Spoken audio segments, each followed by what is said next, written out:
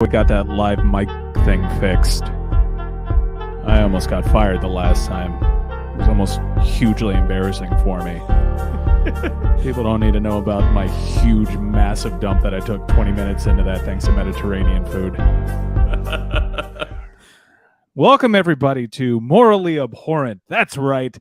While most podcasts are off, expecting the holiday, we are kind of working. We're working from home here, and we wish we had more exciting games to talk about, but there was one pretty massive upset in today's action. I, unfortunately for me, watched every second of every game today. Witty, after saying you weren't going to rest through the 5 a.m., you made a promise on air. You slept through the very next one available to you, and I was envious because... Oh boy, did we get off to a very sleepy start.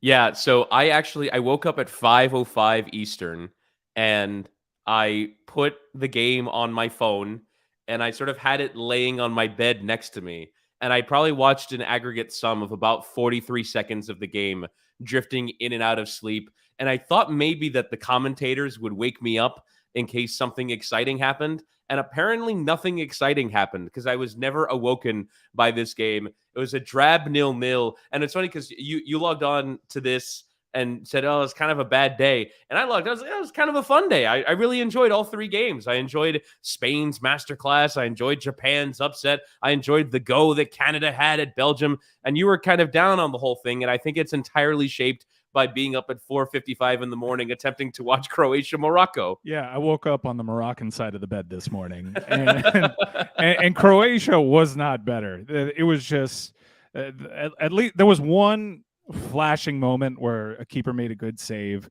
Morocco is hard-nosed defensively. If you dig through their stats, they don't surrender much, but they're basically, in their attack, they're essentially a two-man team with Hakimi, who I thought was very good today, and Ziyech, who I kind of felt like Morocco forgot about him. For as much as I'm saying it's a two-man team, they just forgot the right side of the pitch existed in that second half. It was a drab affair. Your vintage opening match, the World Cup tournament. I mean, your 0-0 vintage match. Croatia, long in the tooth, probably at the end of this, what is perceived by many to be a golden generation. They're at the end of it, certainly. Luka Modric still wins a man of the match because I guess you had to give it to somebody.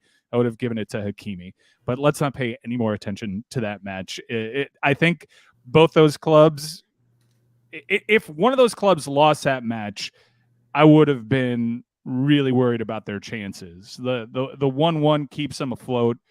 Croatia, I think it's going to be really tough for them. I do. I did not pick them to advance out of this group. I think Ziyech has a hugely special quality about him, and that defense is stingy enough that they could catch somebody. Now, you can say the very same thing about Luka Modric. Honestly, in that game, you have two of the most dynamic left boots in all of world football, in Ziyech and Modric, and we didn't really see it. And that was a huge bummer because I really like both of those players, Chris. Yeah, I mean, Luka Modric is a player who has this sort of incredible ability with the outside of his right foot and sort of uses it as a weapon against opposition. And unfortunately, in this game, wasn't really able to do so. We've seen Croatia be much better at the World Cup, obviously getting to the last final. But with Morocco, you always wonder sometimes with these teams, like as you mentioned, they're one or two man teams. How do they sort of reach their ceiling? And sometimes it can be really difficult. Sometimes there's a structure that works to get a star going, and sometimes it's Poland around Robert Lewandowski. And we talked about that yesterday. So I think that this is very much more the latter case. I think, and we'll get to Canada's performance today, I think they look like the second best team in that group, even in defeat. Honestly, they might look like the best team in that group, even in defeat today to Belgium because of how well that they played. So I think there's a lot of soccer left to be played in that group. And I think that's probably the case for a lot of these groups where even for, the Germans, they've got a huge game coming up against Spain. But I don't think their World Cup ends today just because they lost. I think a lot of these groups will come down to the final match day because they're pretty well balanced.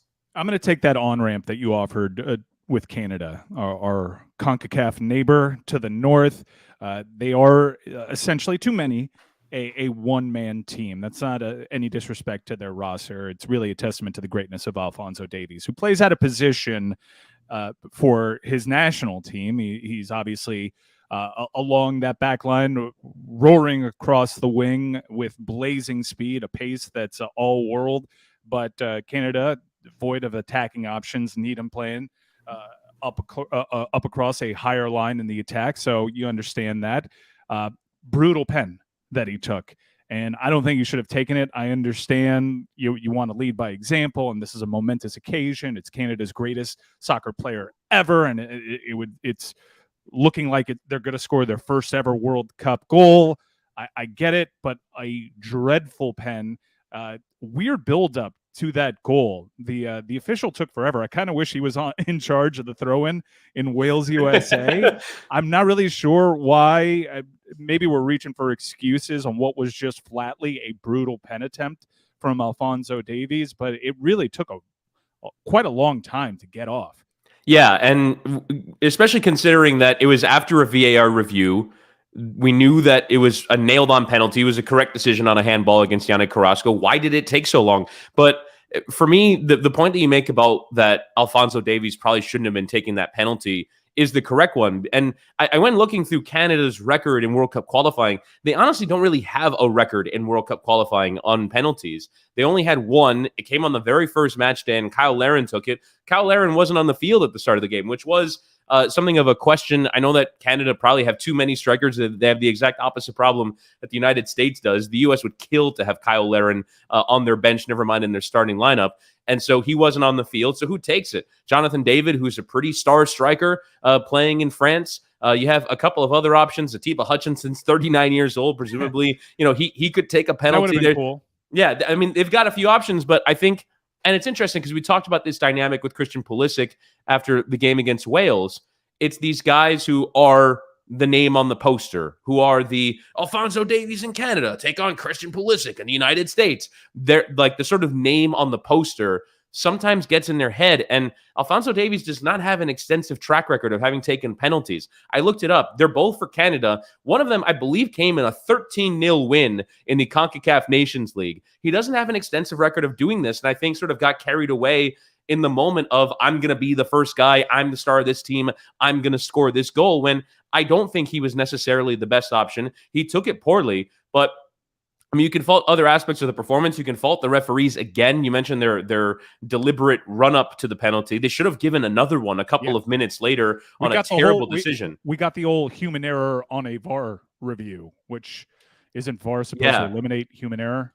I don't know. I don't know if is that not reviewable, because so for the audience that didn't watch, there was a back pass from Belgium that was straight to Tejan Buchanan of Canada, and he then cut inside of, I believe it was Toby Alderweireld, got tackled, should have been a penalty, but offside had already been given. And I wonder if it's one of those where the phase of play had already ended because the assistant puts its flag up. It's kind of similar how in the NFL, if a player is sort of ruled down by contact, you can't then go and review what's happened afterwards because the whistle had already sounded for offside. They can't look back at the offside decision, which was blatantly wrong because it was passed to them by the other team. You can be offside and receive a pass from the other team. And they didn't. I don't know what the vagaries of the laws are, but I know that should have been a penalty. A couple of minutes later, that could have given Canada another chance. Maybe somebody else takes it, and maybe somebody else scores it. But even then, Canada had plenty of chances to score. I was sort of blown away. And Mike, we talk about this a lot as, the underdog in the World Cup, and how you kind of like to see a team, bunker in and hang on for the 0-0 and maybe nick a late goal. And it seemed like Canada, I thought they were going to approach this game this way. They were playing like Marcelo Bielsa man-to-man pressing for most of that first half. They went at Belgium, and they were the better team. I thought that was such a cool way to approach the game. But then at the end, it looks the same as Costa Rica losing 7-0 to Spain, playing in the opposite way. It's a loss. It's 0 points. It was a tactical gamble, though, because that approach certainly gassed them in that second half. Yeah. No one's going to accuse Canada of blood doping. Not a single blood doping accusation, because everybody was gassed. I thought Johnson, who plays for Montreal and MLS, actually totally put it all out there on the pitch. He was one of the better players today, and there were a lot of stars on that pitch. Batshuayi, I know he's a frustrating watch, both for club and country, and he's played for a lot of clubs, but they don't have a better option when Lukaku's not out there, and all they needed was that one match-winning quality. I mean, you mentioned how the U.S. is lacking strikers. Canada has too many strikers in What interests me most about this Canadian side is the malleability from all these players. That they're really interesting chess pieces, and I'm still getting to know them. I got to know them throughout Concacaf qualification, and with all due respect, they haven't necessarily been on our radar in world football. There's a first World Cup since 1986, but they've got an interesting squad. They're building. I would have liked to have seen JD take that pen. I understand what they were going. You made the comparison to Christian Pulisic. Christian Pulisic, we know exactly what he brings to the table when it comes to pens. He wants to, and he probably goes for far too ambitious pens. That one day is, in all likelihood, going to bite them. But I was really bummed that that Canada didn't get that second penalty opportunity, considering how poor the first one went, and the fact that just based off the merit of how the game was evolving in that first half, I thought they deserved a goal. I thought it was really brave of them to approach that first half that way. They got caught on a direct, you know how much I love the over-the-top direct play. I really wish the U.S. would do more of that. Batshuayi puts it away. And then in the second half, they had a couple opportunities, really good pass from Johnson. Their strikers were just a note off the entire game, and they just had nothing left. A bummer for them, but I think that they still might come out of this group. I picked them before the tournament to come out of the group, and I kind of fancy their chances right now, given that performance there. For Belgium, encouraging sign is Eden Hazard looked pretty good today. Yeah.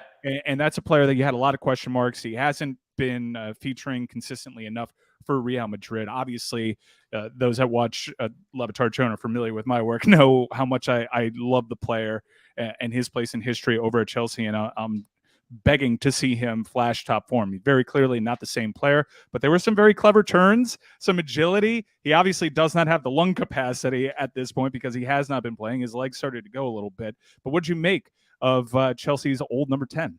Yeah, I mean, there was a lot of ex-Chelsea in that forward line today for Belgium between Hazard, Michy Batshuayi, and Kevin De Bruyne. They were all ex-Chelsea. And for Hazard, it was kind of surprising. You've seen a few players at this tournament, even Alphonso Davies playing the full 90 despite coming off an injury, was surprising to me. We saw Gareth Bale having not played a set of 90 minutes for LAFC since joining them in the summer and barely playing at all for Real Madrid. But he plays 18 holes every time. But he plays 90s for Wales and 18 holes all the time. So he's got the stamina built up. But yeah, I mean, Hazard looked really sharp for the 65 minutes that he played. The thing that was surprising to me about Belgium was that it's really the first time that I've seen them challenged in this way for a long time. Even when they went out in the World Cup in 2018 to Brazil, they were going to be, you would have expected that Brazil would dominate that game, but Belgium were the better team in that game. They had more of the ball, and Brazil just happened to get by them on the day.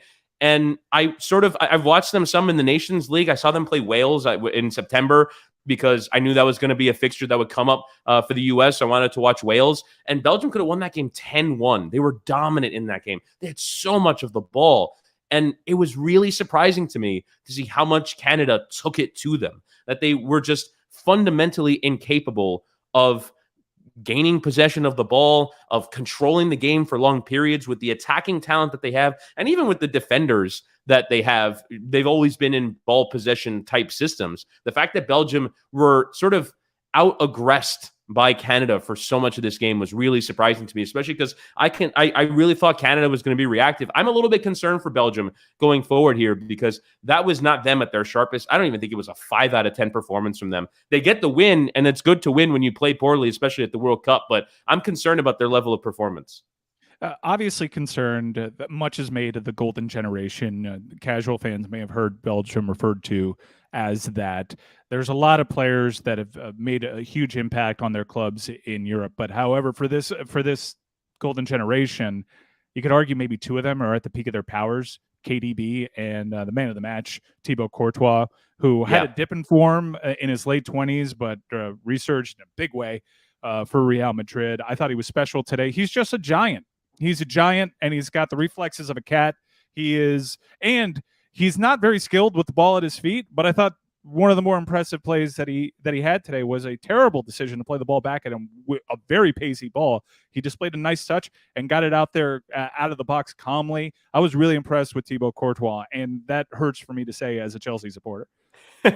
Yeah, and he just looks like such an imposing figure. For as much as we can criticize Alphonso Davies' penalty, it really felt like he was never going to score just because Courtois takes up so much of the goal on penalties.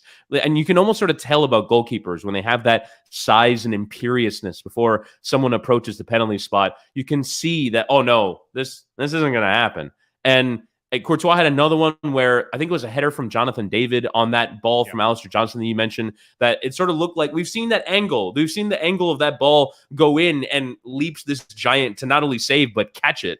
And you're right about that moment. I mean, he's gotten better with the ball at his feet at Real Madrid, but it's still like a 5 out of 10 skill for him. It's one of the things that threatened for him to become a dinosaur, because now it seemed like every big goalkeeper needs to play with their feet, and he didn't, particularly at Chelsea and certainly at Atletico, but he's gotten better at it and enough to handle a moment like that. And even if you put the ball out for a corner or out for a throw in, at least you're not giving it away in your own area. Canada tried to press them, but they didn't really produce the clear moment from pressing that you want. It's a lot of expended energy for not a lot of expected goals, a lot of good chances. A lot of people were throwing dirt on the grave of Thibaut Courtois. Remember, he forced his way out of Chelsea, went for a pretty bargain price at Real Madrid, was not given that job. He had a battle. He was basically a cup keeper for a little bit, battling with Keylor Navas, and was really having to reconcile with the evolution of the game. A lot of teams playing out the back, understanding that he was a little clumsy with the ball at his feet, and he had to evolve. Credit to him, worked on it, bailed Belgium out with his feet today. I was really impressed with Thibaut Courtois. That is all the nice things I am capable of saying about Thibaut Courtois in one. Do you want to call him a snake just out of obligation? Oh, I almost did the tongue while you were talking, but let's move on to Keylor Navas, his former teammate at Real Madrid, and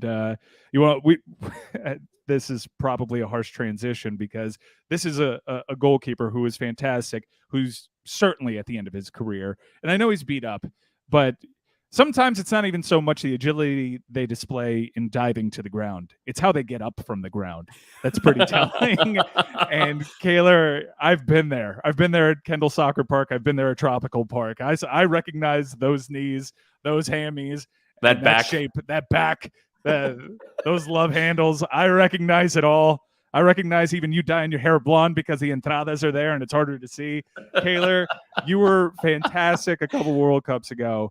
And you are the greatest goalie in Concacaf history. And that is saying something because the U.S. especially has had a lot of great keepers. But it's time. It's time, and I understand that you're not getting much help there.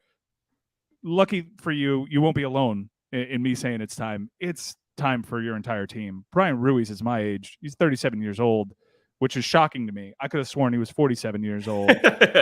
Oviedo, I remember watching him play for Fulham in standard def. I think I had a Super Nintendo game with Brian Ruiz on it. How many generations of video game consoles has Brian Ruiz been on? It's like the Tom Brady first Madden thing where he's basically 8-bit. So Oviedo, Joel Campbell, these are names that I would rattle off to make friends laugh. Yeah. Because, who's playing for Costa Rica? Joel Campbell? And no, actually 20 years after the fact, he's actually the best option that they have. Remarkably, Joel Campbell is only 30. Yeah, he's my age. That's the whole. That is shocking. Not that he's 30. The fact that you are and not a 55-year-old Welshman. So they got in, and obviously CONCACAF is hosting the next World Cup. It's going to be an expanded World Cup, so we're going to see. Costa Rica is going to have an opportunity to retool their roster and give it another go. But this is the end of a generation that made it really far in the World Cup, really did their very small country proud. But they're the worst team in this tournament. A 7-goal differential.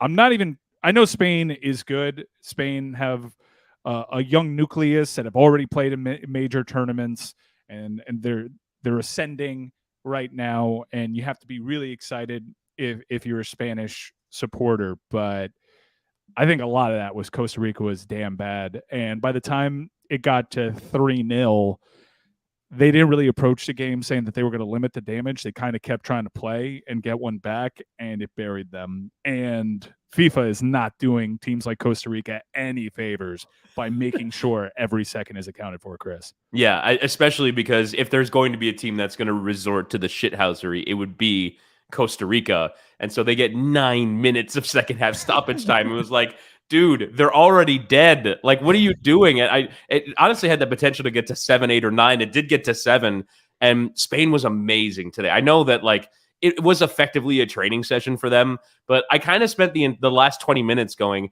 God, Costa Rica just have to watch them pass and pass and pass. They connected on 962. 962 passes. They damn near 1,000 passes completed. I thought they were going to get there. I thought they were going to get to 4 digits. It was astounding just to watch. How many for Costa Rica? Well, I mean, at halftime, I think it was 70, but I'll check now. Jesus Christ! Yeah, no, it's insane. It's insane how much Spain just knock it around. And Sergio Busquets can play that game in particular with a wine glass in his hand. Like the one touch passes. It just get it back, give it back, get it back, give it back, get it. It was just insane. And normally Spain do that, but they have no cutting edge. And again, we don't know how much of that is the fault of Costa Rica basically having nothing. And Alexi Lalas, I thought, kind of made the right point at halftime. He was like, well, normally what you try and do is you try and be direct and beat them with pace, but they have no pace, so I don't know what they're going to do. And the answer was concede 4 more goals, because that's all they could do. They had nothing. And you're right, it's the end of a generation. They went to the World Cup quarterfinal in 2014. A reminder, they were in a group with Italy, Uruguay, and England. Those are 3 previous winners of the World Cup, and I don't believe, not only got through, but I think they won that group. It was one of the most astounding things of World Cup 2014. And they advanced to the didn't they advance to the quarters? They did, yeah. They got to the quarterfinal that year. I'll try and look up what their path was, but it's one of the most remarkable things. They beat Greece on penalties. It's one of the most remarkable things that's ever happened at a World Cup, and it was this generation of player, but they don't seem to have replenished. And I kind of wonder who's that. Right. Forget team. They haven't. It's the same exact team. But a lot of teams in CONCACAF haven't. Canada's the only sort of new and emerging team, but the Panamas, the Costa Ricas, the Hondurases of the world, even Jamaica, who at times have figured in the CONCACAF conversation, they have not done enough. Jamaica's trying by converting dual nationals, but like you said, this is a CONCACAF World Cup in 4 years. Canada gave a good account of themselves today. Mexico, albeit in a 0-0 draw, wasn't brilliant. The USA in a 1-1 draw with Wales. Those 3 teams have done okay, but Costa Rica kind of is having a lot of people asking, why do they get that extra half spot? Why do they get more spots? They're going to have 6 of the next World Cup. Those teams are going to have to step up between now and the U.S. World Cup in 4 years' time. Yeah, CONCACAF was a topic of hot conversation because we saw a couple CONCACAF teams today. One did not cover themselves in glory. You mentioned Jamaica. I think that's an interesting team to keep an eye on. I think the pandemic actually really impacted their ability to be cohesive because they were bringing so many new names into the squad. So if I were to identify who the next Canada is, it might be Jamaica for the next World Cup cycle. Costa Rica, that's enough dunking on you. It was an achievement, and I'm very happy that Keylor Navas gets a swan song here. It just is a little embarrassing that he has to suffer through those kind of results. The Winter World Cup might have hurt them. I think if they played this World Cup 5 months ago, he was in spectacular form in World Cup qualifying, but he's barely played in Paris this fall. He doesn't really join in with Costa Rica when they play friendlies that are not World Cup qualifiers. So he's not really sharp right now. I think he was the best goalkeeper in CONCACAF World Cup qualifying by a mile. The fact that he wasn't able to play immediately after that, had to wait 8 months between the end of qualifying and the start of the World Cup, I think might have done Costa Rica. And not that, I mean, on the evidence of their defending today, I don't think the best goalkeeper in the world would have stopped them from losing 3 or 4-0. This is the first morally abhorrent that I've been able to actually look at the YouTube comments. So we appreciate those watching live on youtube.com/LeBatard and Friends. We will be here after the majority of World Cup matches. We will be live at Bottled Blonde for the games tomorrow, and we will be live immediately during halftime of England, USA, and immediately following the final whistle. We appreciate you being interactive here in the comments section. Jeff points out something that I was fearful of in watching Costa Rica. Greg Berhalter lost to Costa Rica 2-0. Is that cause for concern? Can you compare results here? Obviously, you know where I stand on the U.S. And I have an interesting take that might actually even surprise you, Chris, when we get into previewing that game. But if you go into this World Cup suspicious of CONCACAF and their qualifying spots, and you realize that Costa Rica team, the team that gave up a tutty and an extra point to Justin Tucker today, that team not too long ago beat the U.S. in a game that was of importance for the U.S. too, 2-0. How much does that concern you? I mean, look, ultimately the U.S., that was the final game of qualifying. That was a game where the U.S. would have liked to have won, but ultimately they just needed to not lose 7-0, I think, and they would qualify for the World Cup. Canada lost there too. I'm not immensely concerned, but yeah, I mean, I was kind of fearful that the overall level of CONCACAF was going to be so low that you sort of realize, oh, the U.S. only just sort of qualified out of the region. It wasn't spectacular, and this is a region that's not very good. So, oh my God, this is going to be a disaster. But I think now you sort of take the U.S. for who they are now, and after the Wales game, I feel a lot better about the U.S. going into this game against England and through the rest of the World Cup. They might not get out of the group. I'm not saying that I was blown away particularly. I mean, I was blown away by the first half. I was not blown away by the second. And so I don't think necessarily they'll get out of the group. I think they have a chance, but it doesn't freak me out. It's not like the U.S. are going to embarrass themselves. Like, we've already seen them play. They didn't embarrass themselves. They played well against decent European opposition. I'm sort of throwing out everything that happened in March. Remember, September was a disaster, and it was lost. It was a loss to Japan and a draw with Saudi Arabia. Chris, if you want to defend Greg Berhalter and play devil's advocate, September was considered a disaster. But you look at those results and the teams that they lost to, not so bad now, right? Right. I mean, they lost to Japan, who beat Germany today. It's the one game we haven't gotten to.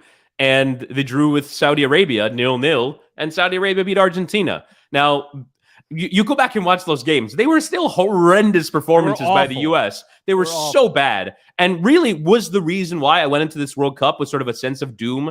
Just like hey, can we not have our World Cup end after 20 minutes because Gareth Bale has scored a hat trick? But now that we're sort of here, and I know the U.S. is not that bad, I'm sort of a little more inclined to, okay, that was the final result of qualifying. I'm not devastated by it. All right, let's talk about the match of the day. We're not for that Saudi Arabian upset over Argentina. That what we saw between Germany and Japan would have been the upset of the tournament thus far. Not just the result, which was 2-1 Japan, the fact that they battled back. And Germany looked comfortable. Really good players, really good side for Germany. So impressed with Japan, their organization. And I know expected goals sometimes tell the story for some nerds out there. And believe me, I'm a big stat nerd too, but I just throw that one out because people have tactics. People approach the games different ways. And what is an expected goal really? What's an expected goal versus someone that's 6'6", like Thibaut Courtois? There's just so many variables there that I can't take seriously. But the XG suggested that Germany should have had this one, Chris. Yeah, I mean, to me, what XG means is what kind of chances did you get and what did you do with them? It's not necessarily that Germany was the better team, because part of being the better team is finishing the chances that you get. And so I do think that Germany were incredibly wasteful in this game. Jamal Musiala had chances, Serge Gnabry had chances, and I thought for 65 minutes, they could have very easily blown away Japan. The Japan goalkeeper did his job. Ganda, who was tremendous in that game, made the quadruple save. The quadruple save is going to be like the end of World Cup highlights montage. Nailed on to make it, because that was such a cool moment. Yeah, it was fantastic. And Japan's manager pushing all the right buttons. His subs came in and made an immediate impact. I think fans of the Premier League might have been a little surprised to see Minamino come in off the bench for Japan. How loaded is this Japan team if Minamino's coming on? I understand that he's not in the greatest form right now, but really impressed with Japan. This is a team that, if you look at their history, they might surprise you with how often and how consistently they actually make the knockout rounds. They have an identity. They play to it. They're waiting for that one moment. They actually play like the way that I kind of always wanted the American team to play, and I really respect them. Obviously not household names, but dangerous players and players that are growing in reputation. He didn't really have a great day today, but Kubo is a good player. They have really talented players, especially in the attack, and if the keeper's going to make saves like that, and if Germany's going to leave the door open just enough, I understand why Germany comes in with the bravado, but the last World Cup didn't go great for them, and they have really promising young players, and now they find themselves with this match against Spain with their lives on the line, their World Cup lives on the line, and it's just such a turn of events, something that you could not have foreseen, say, 60 minutes into this match with Japan. It took a dramatic turn. Right. I had a lot of hope for Japan coming into the World Cup, at least in part because of the performance they put in against the U.S. It sort of led me down a rabbit hole of, okay, what has this team been? What am I missing? And so I looked them up, and they have a lot of players who play in Germany. They have a very defined style of play. A lot of people, it's a technically sound team, but they sort of take that ability to be good on the ball and use it in transition. And they play sort of out of a 4-4-2, 4-2-2-2 shape that is very common in Germany. They press a lot, and they have a very defined way of playing that can be very difficult to play against. The one thing that happened in this game, though, was that they were not difficult to play against for 65 minutes. It's just that Germany was wasteful in front of goal, and the Japanese goalkeeper put in a great performance. And then, as you said, the subs came on and made a difference. You mentioned Minamino, even Keru Matoma, who plays for Brighton, has been great this season. Also came off the bench. Tomiyasu, the right back for Arsenal, came off the bench. It seemed like they were holding their powder dry until the second half, and the subs came on, made a difference. Michael Cox of The Athletic wrote a piece as well about the way that they changed their tactics to alter the game as well. And then all of a sudden, they were kind of unbeatable from that point. And you didn't really think that Germany, as much as they threw things at it, was going to change the game. And now looking forward, Germany plays Spain on Sunday. I believe it's during an NFL Sunday. It's going to be insane. You have to have multiple TVs because you have to watch this game. It, for me, sets up to be the game of the World Cup because Spain were amazing today. Germany, I thought, were pretty good for the first 70 minutes. They like to have the ball. Both teams love to have the ball. Germany loved to commit numbers forward. And that's where I thought Japan would take advantage of them because they basically play with 2 players behind the play and 8 players forward. And so they have no problem exposing themselves, and they don't have the pace to make up for it on the counter. We saw Japan take advantage of that. We'll see if Spain can too. But I almost kind of wonder who is going to dominate that game, because both of these teams are possession-oriented, attacking-based teams. Who sort of wins out stylistically, and can Germany save their lives at this World Cup by at least getting a point, if not a win? Who do you call on if you need a goal, if you're Germany? Because Timo Werner's not available to them because of injury. When he plays in the Bundesliga, he's certainly dependable. He's been good for the national team recently. Kai Havertz, who usually is one of those players that is more consistent when he puts on the national shirt, had a bit of an uneven game today. He's a really perplexing player for me.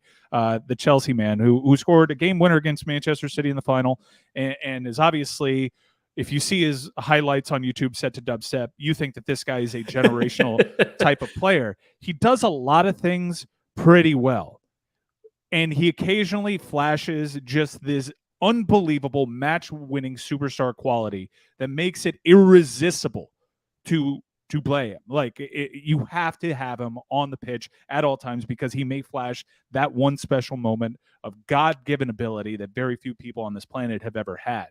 But then he just goes missing sometimes. He just kind of drifts along, gets caught napping, not often paying attention to where the ball is, gets caught offside.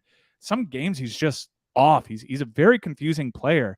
I almost want him to find a position and stick to it so he can just really become this robust player and start going beyond just being pretty good at a lot of things and being excellent at one specific thing. He's a very confusing player for me. Yeah, he's one of those players where scouts sort of immediately you watch a game and go, "Oh, that guy's clearly the most talented player out there." But the talent is almost theoretical. It's not practical, really. We don't really know, like you said, what is that defining skill of his game other than sort of an elegance on the ball that it's hard to dispossess, that when he sort of carries the ball through midfield, you're like, whoa, that guy is obviously more talented than everyone else trying to do that thing, but doesn't really provide enormous numbers of assists, doesn't score tons of goals, doesn't create tons of chances. And he's asked to lead the line for this German team that, I think you make a great point. Who does Germany call on in this moment? And we saw who they called on today. They called on Mario Götze, who sort of peaked 8 years ago. Who MLS teams were passing on. Yeah. Just a year ago. Yeah, he had a nice renaissance. He had a nice renaissance in the Netherlands, but and made his way to a decent German club before this World Cup. But everyone thought he was sort of adrift, that he was never going to be the player that scored the winning goal in the World Cup final, a distinction that very few players will. Like, his career peaked, and it felt like it was over from that point. And the other player they called on was Youssoufa Moukoko, who's a 17-year-old who plays for Borussia Dortmund. It is essentially a team, Germany, of attacking midfielders and center backs, and not a ton else, because their fullback play was pretty bad. They started with Nicolas Sula today at right back, who is, I think, slower than you are, Mike. And the left back, David Raum, is not exactly, a player with huge pedigree. They don't really have a ton of fullbacks, and they don't have the Miroslav Klose.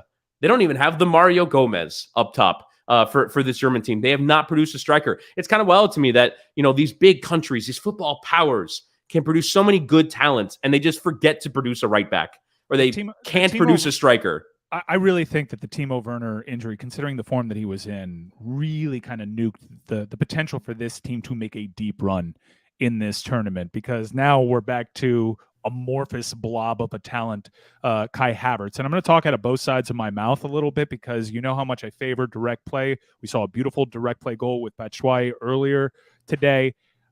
I think what Kai Havertz does especially well, where he looks most elegant, is actually in the air. He is this long, lanky, powerful player in the air.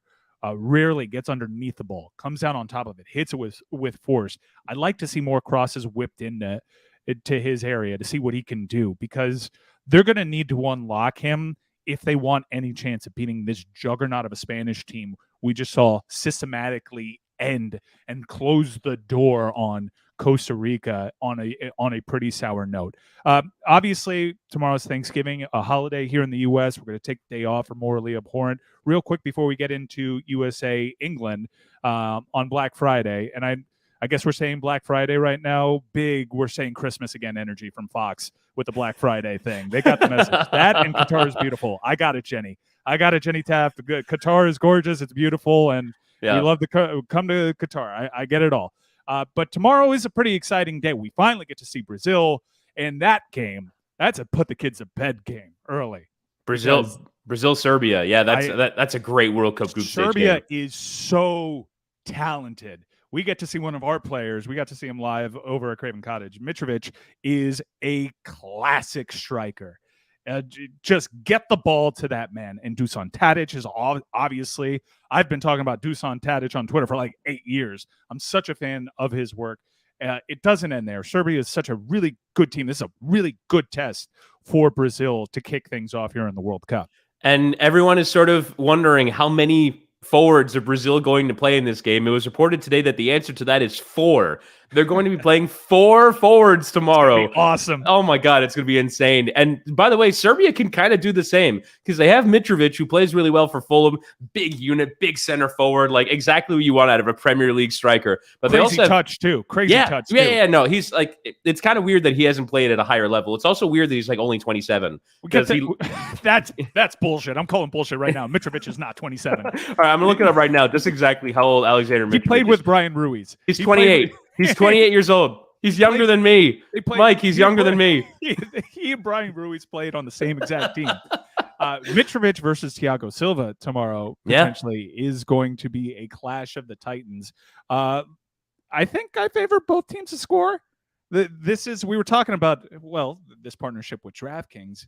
What do we want to impart the audience with this amazing knowledge? By the way, you and I are both horrendous at picking this World Cup. Horrendous. Although I did say I'm getting pretty good at like recognizing things live. So during the Japan game, I was like, I think Japan are going to score.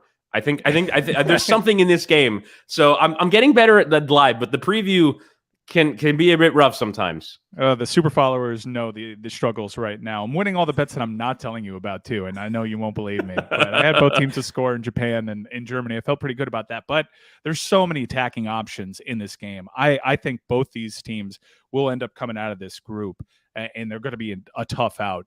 So I'm going to say both teams score in this matchup. It's a matchup when we were looking at the match week one's the schedule coming out. I really was looking forward to this match the most, and I cannot wait to get booted out of my Thanksgiving dinner because everybody else is going to be wanting to watch Giants Cowboys.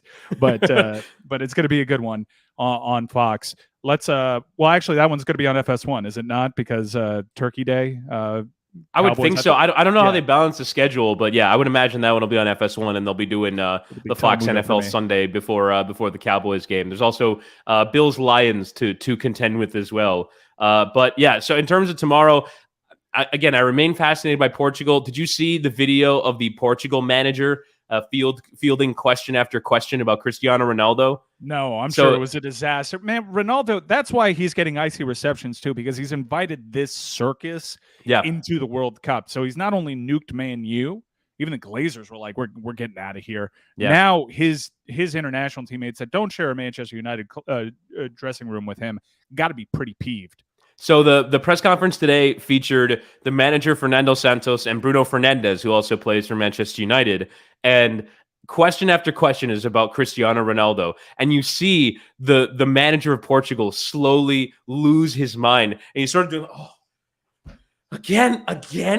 Like he did like 4 eye rolls because they kept asking about Ronaldo. He was sick of the questions. And so that hangs over this team. They play Ghana, who do not enter the tournament in great form. But I kind of wonder if Portugal are going to have a disaster of a World Cup, it kind of similar to how some of the other teams that, maybe we were kind of wondering, might they get off to a bad start? Well, they got off to a bad start. So I wonder if Portugal could struggle tomorrow. Maybe you go both teams to score. If you want to go a little crazy with that one, I would go maybe draw no bet with Ghana at plus 330 on DraftKings. So that's your pick. My pick is Serbia, Brazil, both teams to score. Let's talk about the main event. It's getting promoted pretty big. I imagine it's going to do a huge number. If you think it's getting promoted now, just wait till the NFL coverage and you see Christian Pulisic on your lower third all the time. That'll be pretty exciting. They've never really had the NFL to push viewers to a World Cup here.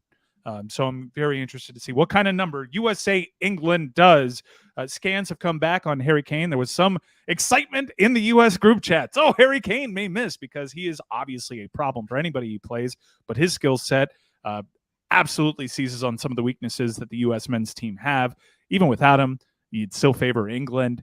Not a lot of people hopeful, but I'm going to surprise you with the take, Witty. My emotion was kind of muted entering Wales. I don't know. Winter World Cup. I don't like the manager. I don't like the style of play. And I didn't even really celebrate that goal all that much with you. But on Friday, I am in. This is my sweet spot. I love when everyone counts out the U.S. Because they genuinely can have a real chip on their shoulder, and they will naturally revert to the kind of anti-football that I've been clamoring for because I don't want to make that mistake. Lemon booty time. This is the U.S. that I want. This is my happy place. This is me in my zone. And for whatever reason, in World Cups, we give this team fits. They don't like us. They don't like playing going back with us. 70 years. Going back 70 years. Loser keeps James Corden. Winner gets to call it soccer or football. I like all the stakes, and I'm going to be super into this game. It should be a crazy atmosphere. It bars across all of this great country, especially at Bottle Blonde, where we're going to be. I'm very excited for this game, but I still think the U.S. lose quite easily. Yeah, I do too. If you watch the England performance against Iran, you're just horrified by the amount of talent that they have. Even, you mentioned the Harry Kane potential injury. Callum Wilson came on and was incredible. The backup striker for England, who is not even necessarily the backup striker, he's just the one that was in the best form and was picked by Gareth Southgate ahead of this tournament, would be the U.S. star striker and one of their greatest players ever. So he, even if he had to come in for Harry Kane, would have been just fine. The 3-man midfield of Rice, Bellingham, and Mount is incredible. It's going to have to be another huge job from that Adams, McKennie, Musa midfield. We saw how exhausted they were after the first time they had to do this. I think what I was thinking about this, I think they need more defensively from their wingers. And I don't know what that means in terms of who you pick, but you have to sort of move them closer to the midfield. So you're not asking them to do such a job in midfield. I don't think you can press this England team because they're too good on the ball. I don't honestly know what the tactic is. I don't know if you sort of move Tim Weah into center forward and hit long balls into the channel to have him chase. I don't know what the tactic is. I think I have the playbook here on how to attack England. And let me just ask you, looking at this England squad, reputation-wise, form-wise, what's the weakness in the predicted starting 11? Harry Maguire. Yeah. And what have I been clamoring for the U.S.? What does Christian Pulisic do really well? He can get in the box. He can counter. Oh, yeah. He can get in the box. He can dribble through traffic. He can get players in bad positions. Harry Maguire is dying to give you a pen. He is dying to give you a pen. We have skilled players that are calm in traffic. Aronson, Reyna. These are smart, capable players that the U.S. has never really had in the attack. Players that have good touch. Players that can get somebody off balance and blaze past you and get you in a vulnerable position. Stop playing long balls unless it's on a counter and you're using your blazing speed. Stop whipping in crosses. Get the ball in the central mid, work your way on down, and attack that center back in Harry Maguire and attack the central defense for England. And I think you got a shot. You have the talent discrepancy in that midfield to go at those center backs. Do that. Do that, you cowards. Break away from this identity. Stop trying to whip in desperate cross after desperate cross. We're never going to get them. We're never going to get them. And I'd be happy to be freezing cold take on that. And you get across, fine, great. What you're good at is dribbling in traffic and making something happen. This is supposed to be the most dynamic generation of U.S. attackers we've ever had. Get them in tight spaces and let somebody stick a boot out there and let's get a pen. Come on. That's how we do it. Who are you? Have you been hacked? It's Underdog USA. It's big time Underdog USA. Yeah. What I'm clamoring for, despite my excitement, is a true identity change, though, for Greg Berhalter. When you look at these two teams, you have to come to the realization that the U.S. is overmatched. Yeah. But England has a clear weakness in that starting 11. Go at it. You finally have the players to go at that weakness. Let's see it. Yeah. You want to isolate Harry Maguire in those situations. They move from a back three to a back four, so you make it more likely that Maguire is in that sort of situation. If Luke Shaw gets forward at one point and you can hit him behind, you're directly at Harry Maguire, you're right. You can win a penalty off him, no problem. You're probably, like you said, not going to win off the air. Maguire is really good in the air, but you can definitely beat him on the ground. I'd kind of be curious if it's a game where you bring in Gio Reyna to start and have him switch flanks with Pulisic. So Pulisic is playing off the right, which is going to be the side where Harry Maguire is going to be. So you run directly at him. You switch flanks for Pulisic to get him isolated in that position. You're right. That probably is the area to attack. And I've been kind of wondering with you and this U.S. team, like what is it that sort of gets you going? And it's sort of like remembering 2002 and remembering the moments that sort of were 2009 in the Confederations Cup against Spain and for a half against Brazil. It's those moments when you come up against big teams, everyone doubts you, and you figure out a way to get a result. That's sort of the defining U.S. characteristic of the last 20 years. And they got to draw off England. They've had results against big teams before. It's not implausible, but they have to go about it in a specific way. And I kind of like this tactic that you've put forth. You finally have players that you don't necessarily have to gut and guile your way to a dub. Every previous time we've matched up against this team, that's the way to do it. I think that there are things that you can absolutely seize on here, and I do want to see Pulisic on the right because when he plays for Chelsea on the right, he drifts more to the center anyways, and that's where you can attack this England defense. That's where they're susceptible, and if the U.S. has any hope in scoring, Christian Pulisic and Gio Reyna and Brendan Aronson need to do something in traffic. We are not going to get anywhere whipping in crosses from the wide parts of the field. That's not who we are. Our service from the corners has not been good. We are not especially good on set pieces. This needs to come from a run of play goal directed from the center of the field directly at those center backs. And if they do that just a couple of times, stick with it. What are you going to do? Get dispossessed? Like I got to see a cross whip off some dudes. Harry Maguire's forehead is 4 feet tall. Everything's going to go out of bounds, out of play. So what, you get dispossessed? Get dispossessed in traffic. The ball can take a weird bounce. Maybe it's slippery out there. Who knows? Get at them. Go at them centrally. I completely agree. And certainly as it relates to set pieces, though, I do want to make the point. You said they're bad on set pieces. One thing the U.S., and I don't know who has to have this conversation or who even has the ability to have this conversation, but someone needs to tell Christian Pulisic that he shouldn't be on set pieces. He's just not good at them. He's not good at corners. He's not good at serving balls. I mean, Gio Reyna has that ability. Brendan Aronson. Gio Reyna wasn't available to you in Wales. Right. I mean, he was, but they didn't go to it. So that's Serginho Dest, I think, would be much better from set pieces and particularly corners than Christian Pulisic would be. Here's why I don't put Dest on those, because I already have enough concerns about Dest tracking back. Yeah. I mean, that's fair. I mean, on Gareth Bale on the counterattack? On free kicks, maybe you have that chance. I don't know. For me, maybe Yunus Musa, because he's got a good right foot. I just think it's anybody but Pulisic. It's just not his skill set. And I think he does it. I just think he does it because he's the star man. He feels like he's got to do everything, but it's not his game. He's not good at it. All right, that's certainly interesting. For me, my rebuttal to that is, what are the options? And your options very clearly anybody but him. I don't think we're there yet with Christian Pulisic. I like the fiery intensity, and I think he's going to approach this game with the right mentality. Does the manager have the guts to approach this game with the right mentality? This is what I get up for as a U.S. supporter. There's an opportunity here to really get this country invested. Friday is a national holiday. You have a huge marquee opponent that has names that soccer agnostic fans can recognize. You do damage against England. You get a draw against England, and that's going to be a victory for the sport in this country, and it's something to build on. And hopefully this team can actually get to playing the type of football that is available to them when you look at the personnel. I want to see it. I want to see direct football. I want to stop relying on these crosses. So we'll be at you. I'm going to bring that energy on Friday at Bottled Blonde because I'm super into this game, and this is what I get up for as a U.S. fan. Witty, thank you so much for spending your Thanksgiving Eve watching these games. I'm envious. I have made a decision. I'm not going to watch every game of this World Cup tournament. I have circled the one match that I'm going to ignore. It's going to be Saturday. I'm not putting myself through another Tunisia match. I am sorry. I may wake up at 5 and especially when they're playing Australia. Yeah, I'm going to catch up on Interview with a Vampire. I'm going to wake up at 5, but out of protest, I'm not going to watch Australia, Tunisia.